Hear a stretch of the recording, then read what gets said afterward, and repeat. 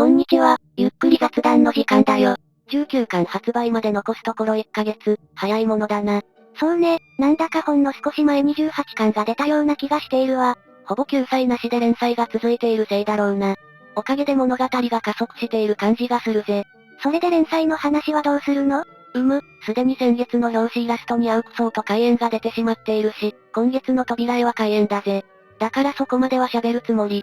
もちろん展開や細部は伏せるぜ。それは当然ね。そして来月は新刊発売に合わせてド派手な展開になるだろうな。今月はその助走って感じだ。シーンに動きがほとんどないのに面白い。さすがだぜ。確かにそうね、44分間の奇跡の答え合わせ、その1って感じだわ。そろそろ、今月も極力ネタバレなしで周辺の話をするぜ。それでもいいよって人は、ゆっくりしていってね。ネタバレしないで話すってことだけど、何から話すの？先月時点で44分間の奇跡は半年くらいで終わると言われていたから、残り5回と見ておこう。だから今月は状況整理、来月は激突、再来月に多分何か大イベントって感じだと思う。開演とアウクソーのラストエピソードね。アウクソーの聖壇での出番は多分これが最後だろうな。聖壇での？表紙イラストを見る限り、この後に構成バスターに行く可能性があるぜ。確かに。シャグジャリグリ東欧で、ドアラと出会うシーンが用意されてそう。バスター絡みで開演にも、まだ出番がある。以前もドアランでアステルーテの動画で話したけど、若い頃の開演がレレイスホトをパートナーにして破裂の人形で、B キュルの魔王、ラドナリスリビオンを倒しているからな。これは聖壇歴では過去だけど、時間がねじれて3225年のスタンと優勢攻防戦と合流している。だから未来において過去の開演と合流すると思われるぜ。あれ、アウクソーってその頃はどうしてたの？時間ねじれを考慮しないのであれば、聖壇歴2770年時点ではまだ生まれていない。それと開演の最初のファティマはクーンだと思っていたのだが、違うことが判明した。どういうこと？ 6 巻の開演の話だと知らずに母親であるクーンをパートナーにしていたって。それ以前の話なんだ。2770年に開演ハウためジギジギの依頼でスタンと優勢の構成バスターの調査に出向く。この時のパートナーがレレイスホトウ。そしてこの調査に同行したのがドアランでアステルーテだ。それとバスターで行方不明になったトワイスカテリスーキ教のファティマがシズなのよね。トワイスカテリは1700年代の人物だぜ。時系列的におかしい。明らかに時間がねじれているぜ。ともあれ、2770年にドアラは開演たちと一緒にバスターへ向かったようだ。この時、クーンっていたの？もちろんいた。バランシェとソープダッシュが出会ったのが2629年だからな。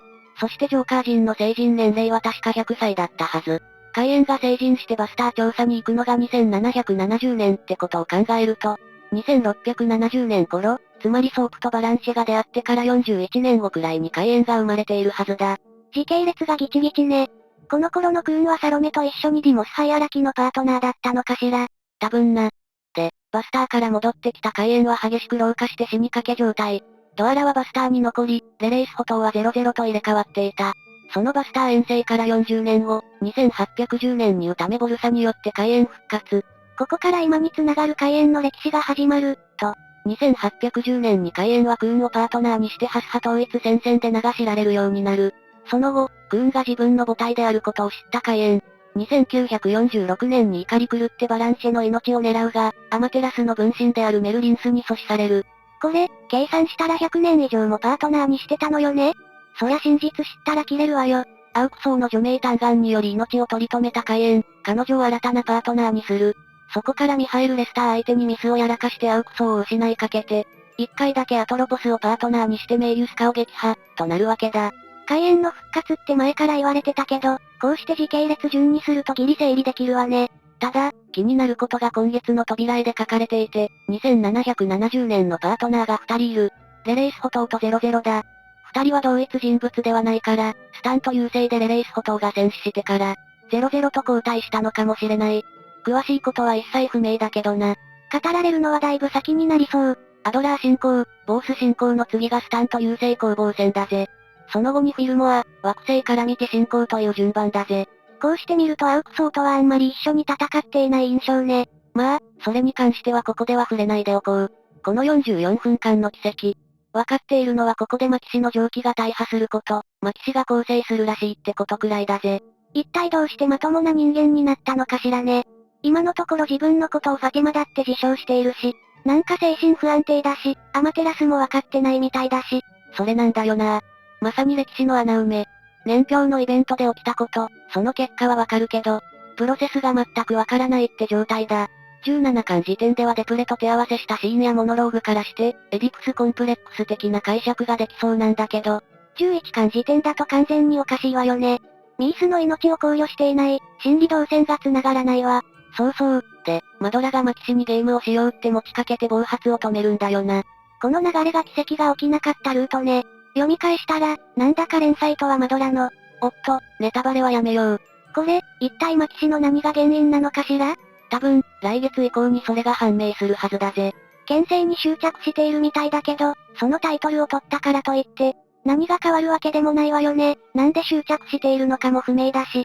本当に予想できない、思いもよらない答えが返ってきそうな気がするぜ。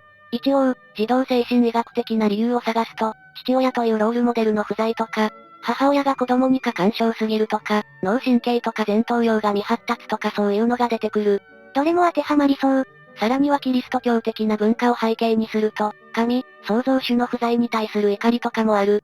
これはロールモデルの不在とほぼ一緒だな。宗教的なカラーがついているけど。あとはアイデンティティの喪失とかもある。自分が何者であるか、あるいは本物ではないという絶望感だってさ。へえ、ますます全部当てはまりそう。どれも当てはまりそう、というのはどれも外れの可能性があるけど、いくら考えてもこれ以上出てこない。でもこれってさ、自身の創造主というか、ぶっちゃけ父親がケアしないとダメな問題じゃない？ケアって言っても、具体的にはどうするんだぜ？いや、お前はきちんとした個人なんだとかこれが人の間みたいな説諭をして、暴れるたびに折檻して最後に抱きしめてあげるとか、ダメかしら。ベタよね。他にないかな。マキシの出生にまつわる設定それ自体が原因だった場合、いくら考えても出てこないぜ。なんだかそんな気がしてきた。あるいは、マキシの葛藤がフランケンシュタインという古典の変奏曲という可能性もある。知ってる。フランケンシュタインってビクター・フランケンシュタインって科学者の名前で、あの頭にボルトが刺さった大男はビクターが作った名前のない怪物なのよね。怪物はなぜ自分を作ったのか、自分の花嫁を作ってくれれば、引きこもって暮らすっていうのよね、確か。でもビクターは逃げてしまって、怪物はビクターの演者を次々と襲っていく。ビクターは復讐の鬼になって怪物を追うけど、最後に北極に誘い込まれて衰弱死してしまう。怪物は勝利したと言えるけど、創造主を失ったことで自分も命を絶つと言って去っていくのよね、確か。被造物にとっては、自分の存在意義が不明なこと、あるいは失われることが最も苦しいことって、そういう思想がすごく描かれてた。追いかけっこして北極まで行くなんてゲド戦記の一巻みたいな展開だよな。自分の影との戦いって感じだ。ああ、確かに。こうなるとビクターと怪物は双方的だ。お互いが最大の理解者になってる。だから片方が失われると、もう片方もダメになるんだ。話を5スター物語に戻すとさ、これって本来はミースの役目だよな。カイエンは知らないうちにマキシを作られてしまったのだから、マキシにとって創造主はミースだから、フランケンシュタインやゲド戦記的葛藤は本来はミースとマキシの間であるべき。カイエンはマキシの材料に過ぎないとも言えるわ。でもミースとマキシの関係は、問題時に手を焼くシングルマザーって描写に止まっている。これが問題をややこしくする。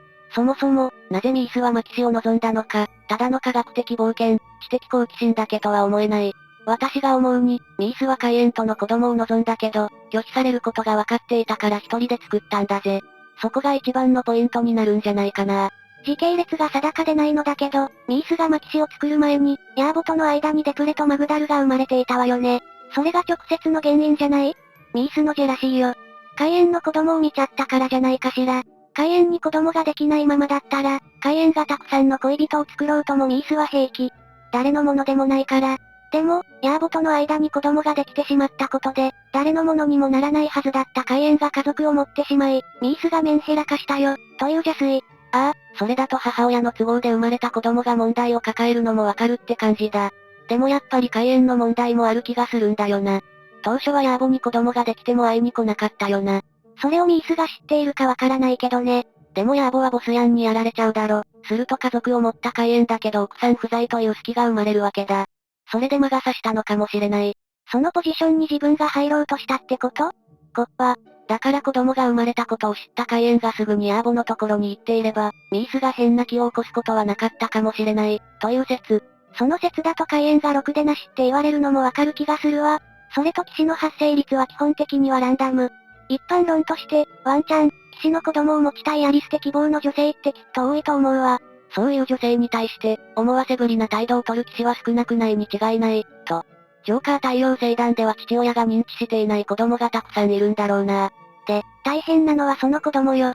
騎士になれなかったら母親から愛されないし、騎士の血が目覚めても母親の手に負えない。最終的に父親に認知を求めに行くけど、ってドラマはジョーカーのテレビで絶対あるはず。騎士の生まれは異常だけど、ジョーカー太陽星団ではありふれた話に回収されるかもな。こんな具合にミースの心理について邪推はしてみたけど、騎士の問題行動の原因はわからないままね。答え合わせはあと3週間待ちましょ。あ、そうそう、来月号のニュータイプ。表紙が5スター物語らしいんだけど、まだ表紙イメージがわからない。何せ来月の表紙予告に、先月号の開演とアウクソーのイラストが掲載されていて違和感がすごい。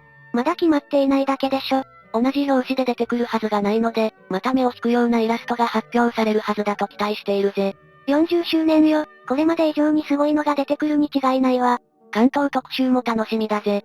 だけど、ニュータイプ4月号でかなり濃い特集をやってるわよね。あれだけのコンテンツを作ってしまったら、すぐにまたゼロから作るのって大変だわ。私だったら1回でまとめたい。インタビュー、リアル年表、Q&A、音楽関係、定番はもうやってしまっているよな。どうするんだろうか。海外版の紹介にも私服を取っていたわね。となると、残るのは立体物紹介。でも毎月1ページくらい、アワートレジャーとかが広告出しているし、どうなんだろう。こうなったら長野守ロングインタビューとか富野雲体との対談記事3万文字とか、めちゃくちゃ力押しだな。読みたいけど。でも去年の4月号でもクリエイターインタビューをがっつりやっているんだよな。来月は連載と表紙イラスト、関東特集、新刊と楽しみが多いわ。そうだな、またきっとネットニュースになるだろうぜ。そういえば登録者20万人を超える某出版系チャンネルでも5スター物語をおすすめ漫画1位で紹介していたな。何も知らない女性相手に熱弁していたが、本当に紹介に困る作品だと思うぜ。本読み向けのチャンネルよね。再生回数20万回超えていてすごいわ。19巻発売時にはこれまで5スター物語に触れていなかったチャンネルも扱うんじゃないかな。この再生数だと手堅いコンテンツだと認識する YouTuber は多いだろうぜ。でもみんな紹介内容に困るんじゃない？あの5スター物語を一から全部読んでみたとか、人気者のチャンネルが紹介してくれたら一気に裾野が広がるのよね。